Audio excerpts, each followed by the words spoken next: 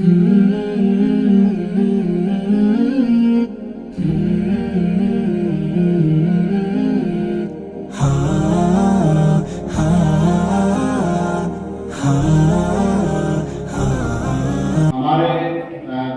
مفتی محمد شاہویز قاسمی جو ہمارے ساتھی بھی ہیں اور ہم سب جن کے سامنے آج آپ کے سامنے کھڑے ہیں اور حافظ ہوئے ہیں اور قرآن مکمل کیا ہے، ہمارے استاد قاری محمد اصغر صاحب یہاں موجود ہیں، وہ بھی حضرت کے شاگرد ہیں اور ابھی انہوں نے آرمی میں شلکسن امامت میں شلکسن ان کا ہوا ہے۔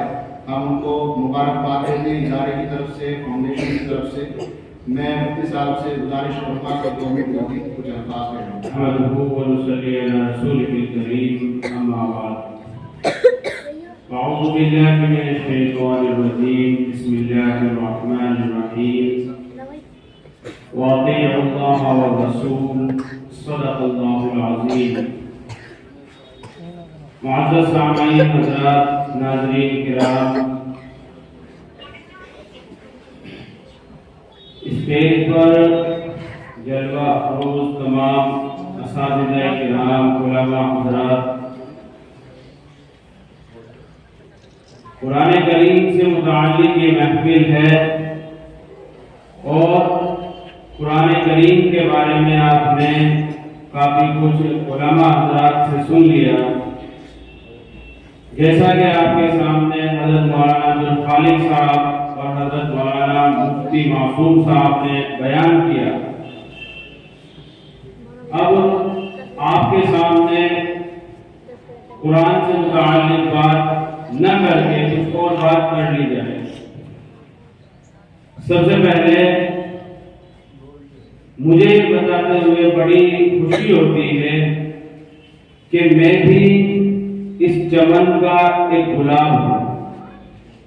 یہ مدرسہ اسی میں نے آنکھیں کھولی ہیں اور جیسا کہ قاری کریم صاحب نے بتایا کہ حضرت قاری اصغر صاحب بھی میرے استاد محترم ہیں، شروع سے لے کر آخر تک میں نے بھی انہی جگہوں پر بیٹھ کر قرآن کریم مکمل کیا۔ الحمدللہ 14 سال سے مسلسل قرآن کریم تراویح میں سنانے کا شرف حاصل ہو رہا۔ یہ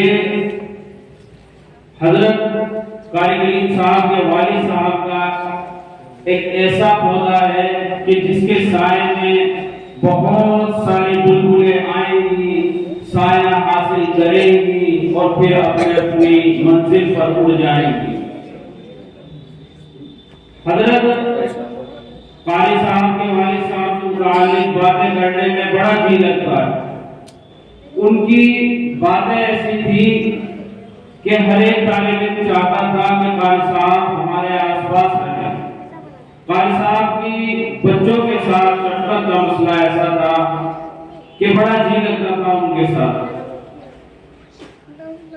قاری صاحب یاد آتے ہیں بہت ساری جگہ، جہاں بھی مجھے موقع ملتا ہے میں ان کا تذکرہ کیے بغیر نہیں رہ پاتا۔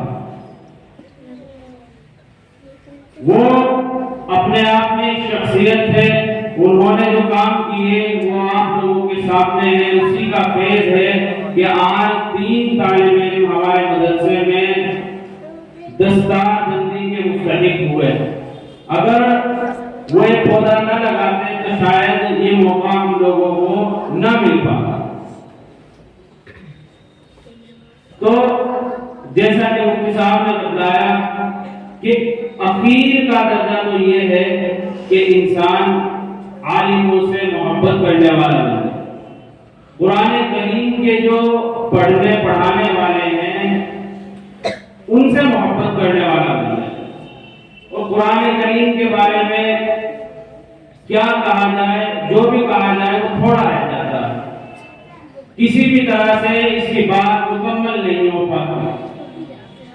حدیث پاک میں محمد مصطفیٰ صلی اللہ علیہ وسلم نے فرما دیا کہ تم میں سب سے بہتر شخص وہ ہے جو قرآن کریم سیکھے اور سکھائے۔ حضرت عثمان بن عفان رضی اللہ وہ فرماتے ہیں خیرکم من تعلم القرآن وعلم، کہ تم میں سب سے بہتر شخص وہ ہے کہ جو قرآن کریم سیکھے اور سکھائے۔ وقت کی نزاکت کو دیکھتے ہوئے چند منٹوں کے اندر اس سے متعلق 2-3 باتیں بتانا چاہوں گا کہ آج ایک ذہن کہہ لیجیے یا ہماری اپنی نادانی کہہ لیجیے کہ جیسے ہی ہمیں ہمارے جیسے لوگ ہمارے لوگوں کو دکھتے ہیں تو تھوڑا نیچے کا درجہ دیا جاتا ہے۔ حقیقت ہے اس سے سر نہیں موڑا جا سکتا، آنکھیں نہیں پھیری جا سکتی۔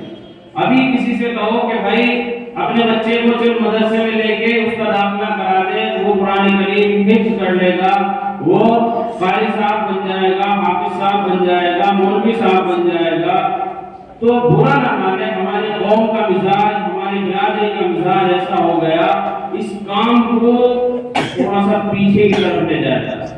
میں الفاظ کو سخت نہیں کر رہا، بہت نرم انداز میں جو معاملات ہیں ان کو بتانا چاہ رہا ہوں۔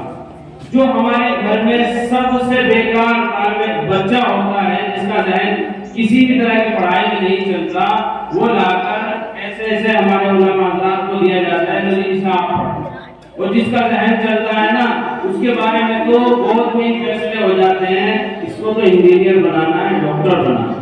حقیقت بات ہے بالکل سوچ لینا جانے کے بعد کہ بات صحیح تھی یا غلط ہے، لیکن یاد رکھنا کہ محمد مصطفیٰ صلی اللہ علیہ وسلم سے زیادہ سچا اس دنیا میں کوئی نہیں۔ وہ یہ کہہ کر گئے کہ یہ جو پڑھنے پڑھانے والے ہیں، یہ جو بیٹھے ہوئے ہیں، یہ ہمارے مفتی صاحب ہیں، یہ سب آ گئے اس کے اندر، یہ قرآن کریم کو پڑھنے اور پڑھانے والے ہیں۔ ان کے بارے میں محمد مصطفیٰ صلی اللہ علیہ وسلم فرمانے گئے کہ یہ سب سے بہتر لوگ، دیکھو یہ سب سے بہتر لوگ ہیں، ان کے بارے میں کہہ کر، اور ایک دوسری حدیث میں آتا ہے، بعد میں اس حساب سے پوچھ لینا کہ قرآن کریم کے پڑھنے پڑھانے والوں کے بارے میں سلسلے میں ان کے لیے سمندر کے جو جانور ہیں، مچھلیاں وغیرہ، یہ جتنے بھی اس میں پائے جاتے ہیں، وہ سب ان کے لیے دعائیں کریں۔ مفتی صاحب ایسے مفہوم کی حدیث مفتی معلوم تھا، یہ ان کے بارے میں یہ جو علماء حضرات یہاں پر بیٹھے جن کو ہمارے لوگ تھوڑا سا پیچھے سمجھتے ہیں، ان کے بارے میں حدیث میں آتا ہے کہ ان کے لیے سمندر کے جانور کیا کرتے ہیں؟ دعائیں کرتے ہیں۔ یہ مقام اور مرتبہ ہمارے قرآن کریم پڑھنے پڑھانے والوں کا۔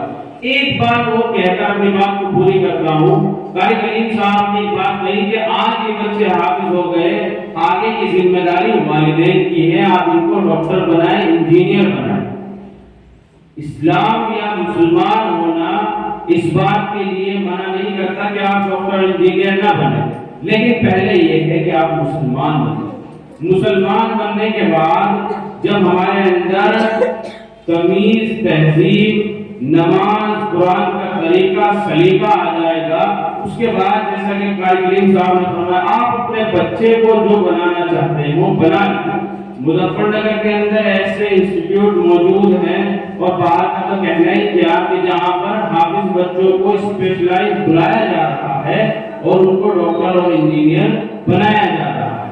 تو ایسا نہیں ہے کہ ہمارا لڑکا، ہمارا بچہ آگے چل کر ان فیوچر وہ کیا کرے، ایسا نہیں ہے، وہ بہت کچھ کر سکتا ہے، صرف والدین کو نظر کرم، نظر عنایت رکھنے کی ضرورت ہے۔ وآخر دعوانا الحمدللہ رب العالمین۔